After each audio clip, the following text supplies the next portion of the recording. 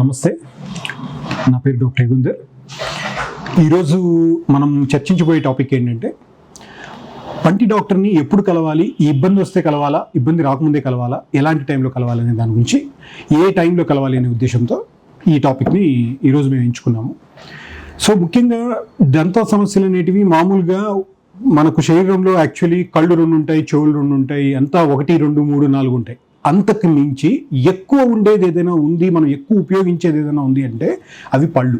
So 32 పళ్ళు ఉంటాయి. ఎప్పుడు ఏ ప్రాబ్లం వస్తుందో తెలియదు. ఇంతకుముందు మనకు పురాతన కాలంలోనో మన తాతల కాలంలో వాళ్ళు తిన్న ఫుడ్ వేరు.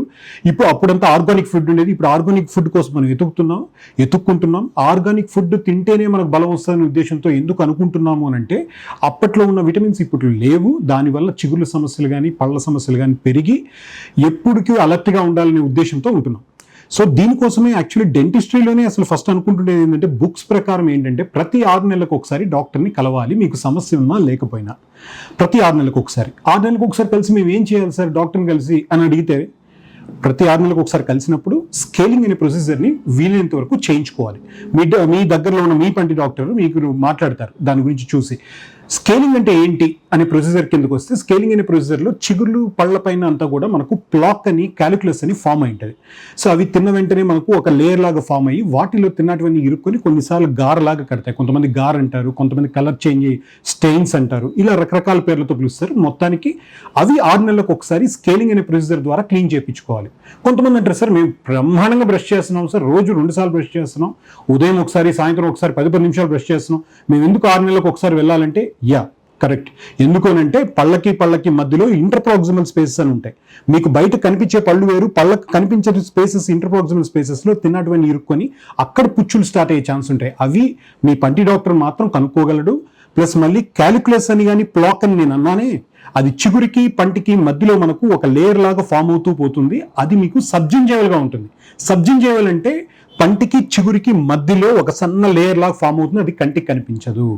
అది మనకు అక్కడంతా కూడా సూక్ష్మజీవులు, సూక్ష్మక్రిములు, ఈ బ్యాక్టీరియా అంతా చేరుకొని అక్కడ చిగురుని తినడం మొదలుపెట్టి అట్లా చిగుర్ల సమస్య స్టార్ట్ అయ్యి దాని తర్వాత పళ్ళ మధ్యలో పళ్ళకు పుచ్చులుగా స్టార్ట్ అయ్యి ఇలా మనకు 1 బై 1 ముందరికెళ్తుంది.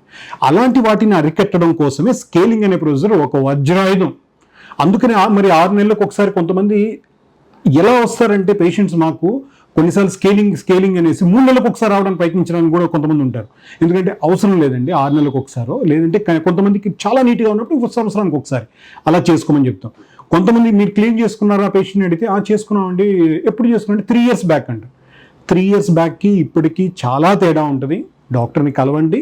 ఆ కలిసినప్పుడు మీకు వాళ్ళకి ఆ విధంగా డాక్టర్ని 6 monthsకి ఒకసారి కలిస్తే వాళ్ళు మీ చిగుర్లని, మీ పళ్ళని పైన ఉన్న ఏమైనా నలుపు చుక్కలని ఎందుకు అంటున్నానంటే, పుచ్చులు అనేవి నలుపు చుక్కలుగా పంటి పైన మనకు మొట్టమొదటిగా స్టార్ట్ అవుతాయి.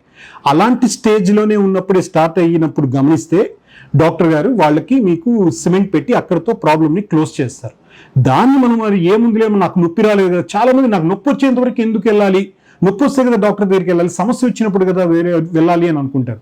కాదు, పుచ్చు అనేది బ్లాక్ స్పాట్ అనే దాంతో స్టార్ట్ అవుతుంది. ఆ బ్లాక్ స్పాట్ కనిపించిన వెంటనే, లేదంటే మీరు 6 నెలలకు ఒకసారి డాక్టర్ని కలుస్తారే, అప్పుడు క్లీన్ చేసినప్పుడు అప్పుడు ఆటోమేటిక్గా బయటపడినప్పుడు డాక్టర్ గారు మీకు అడ్వైస్ చేస్తారు.